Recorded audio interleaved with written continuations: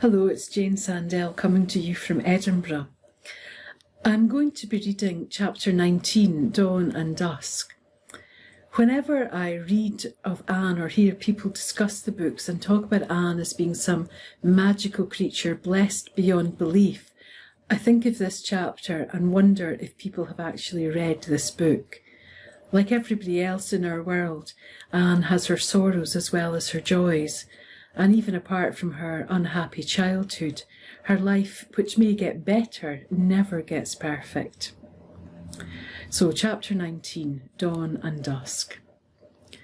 In early June, when the sandhills were a great glory of pink wild roses, and the glen was smothered in apple blossoms, Marilla arrived at the little house, accompanied by a black horsehair trunk patterned with brass nails, which had reposed undisturbed in the Green Gables garret for half a century. Susan Baker, who during her few weeks' sojourn in the little house had come to worship young Mrs. Doctor, as she called Anne, with blind fervour, looked rather jealously askance at Marilla at first. But as Marilla did not try to interfere in kitchen matters, and showed no desire to interrupt Susan's ministrations to young Mrs. Doctor, the good handmaiden became reconciled to her presence, and told her cronies at the Glen that Miss Cuthbert was a fine old lady and knew her place. One evening, when the sky's limpid bowl was filled with a red glory, and the robins were thrilling the golden twilight with jubilant hymns to the stars of evening, there was a sudden commotion in the little house of dreams. Telephone messages were sent up to the Glen. Dr. Dave and a white-capped nurse came hastily down. Marilla paced the garden walks between the shells, murmuring prayers between her set lips, and Susan sat in the kitchen with cotton wool in her ears and her apron over her head. Leslie, looking out from the house up the brook, saw that every window of the little house was alight, and did not sleep that night. The June night was short, but it seemed an eternity to those who waited and watched. "Oh, will it never end?" said Marilla. Then she saw how grave the nurse and Dr. Dave looked, and she dared ask no more questions. Suppose Anne— But Marilla could not suppose it. "Do not tell me," said Susan fiercely, answering the anguish in Marilla's eyes, "that God could be so cruel as to take that darling lamb from us when we all love her so much." "He has taken others as well beloved," said Marilla hoarsely. But at dawn, when the rising sun rent apart the mists hanging over the sandbar and made rainbows of them, joy came to the little house. Anne was safe, and a wee white lady with her mother's big eyes was lying beside her. Gilbert, his face grey and haggard from his night's agony, came down to tell Marilla and Susan. "Thank God," shuddered Marilla. Susan got up and took the cotton wool out of her ears. "Now for breakfast," she said briskly. "I am of the opinion that we will all be glad of a bite and sup. You tell young Mrs. Doctor not to worry about a single thing. Susan is at the helm. You tell her just to think of her baby." Gilbert smiled rather sadly as he went away. Anne, her pale face blenched with its baptism of pain, her eyes aglow with the holy passion of motherhood, did not need to be told to think of her baby. She thought of nothing else. For a few hours she tasted of happiness so rare and exquisite that she wondered if the angels in heaven did not envy her. "Little Joyce," she murmured when Marilla came in to see the baby. "We planned to call her that if she were a girlie. There were so many we would have liked to name her for. We couldn't choose between them, so we decided on Joyce. We can call her Joy for short. Joy, it suits so well. Oh, Marilla, I thought I was happy before. Now I know that I just dreamed a pleasant dream of happiness. This is the reality." "You mustn't talk, Anne. Wait till you're stronger," said Marilla warningly. "You know how hard it is for me not to talk," smiled Anne. At first she was too weak and too happy to notice that Gilbert and the nurse looked grave and Marilla sorrowful. Then, as subtly and coldly and remorselessly as a sea fog stealing landward, Fear crept into her heart. Why was not Gilbert gladder? Why would he not talk about the baby? Why would they not let her have it with her after that first heavenly happy hour? Was there anything wrong? Gilbert, whispered Anne imploringly, the baby is all right, isn't she? Tell me, tell me. Gilbert was a long while in turning round. Then he bent over Anne and looked in her eyes.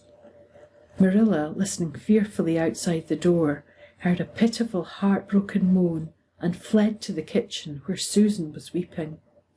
Oh, the poor lamb, the poor lamb! How can she bear it, Miss Cuthbert? I'm afraid it will kill her. She's been that built up and happy, longing for that baby and planning for it. Can anything be done nohow, Miss Cuthbert? I'm afraid not, Susan. Gilbert says there is no hope. He knew from the first that the little thing couldn't live. And it's such a sweet baby, sobbed Susan. I never saw one so white.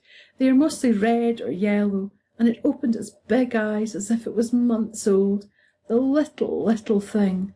Oh, the poor young Mrs. Doctor. At sunset, the little soul that had come with the dawning went away, leaving heartbreak behind it. Miss Cornelia took the wee white lady from the kindly but stranger hands of the nurse, and dressed the tiny waxen form in the beautiful dress Leslie had made for it. Leslie had asked her to do that. Then she took it back and laid it beside the poor, broken, tear-blinded little mother. The Lord has given, and the Lord has taken away, dearie, she said through her own tears. Blessed be the name of the Lord. Then she went away, leaving Anne and Gilbert alone together with their dead. The next day, the small white joy was laid in a velvet casket, which Leslie had lined with apple blossoms, and taken to the graveyard of the church across the harbour. Miss Cornelia and Marilla put all the little love-made garments away, together with the ruffled basket which had been befrilled and belaced for dimpled limbs and downy head. Little Joy was never to sleep there. She had found a colder, narrower bed. This has been an awful disappointment to me, sighed Miss Cornelia. I've looked forward to this baby, and I did want it to be a girl too. I can only be thankful that Anne's life was spared, said Marilla, with a shiver, recalling those hours of darkness when the girl she loved was passing through the valley of the shadow. Poor, poor lamb. Her heart is broken, said Susan. I envy Anne, said Leslie suddenly and fiercely, and I'd envy her even if she had died. She was a mother for one beautiful day. I'd gladly give my life for that.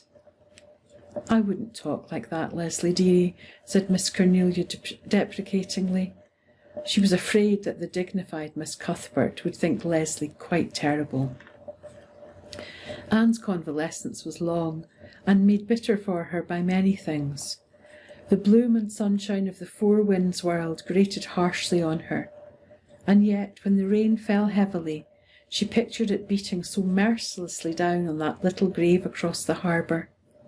And when the wind blew around the eaves, she heard sad voices in it she had never heard before. Kindly callers hurt her too, with their well-meant platitudes, with which they strove to cover the nakedness of bereavement. A letter from Phil Blake was an added sting. Phil had heard of the baby's birth, but not of its death, and she wrote Anne a congratulatory letter of sweet mirth, which hurt her horribly. I would have laughed over it so happily if I had my baby, she sobbed to Marilla, but when I haven't it just seems like wanton cruelty, though I know Phil wouldn't hurt me for the world. Oh, Marilla, I don't see how I can ever be happy again. Everything will hurt me all the rest of my life.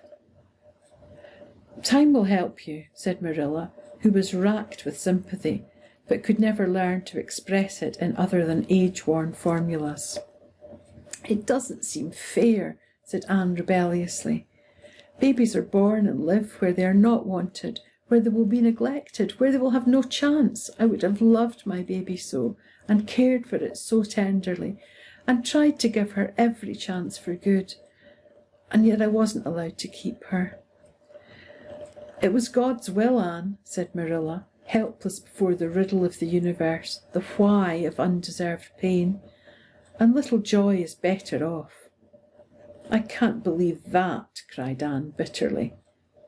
Then, seeing that Marilla looked shocked, she added passionately, "Why should she be born at all? Why should anyone be born at all if she's better off dead?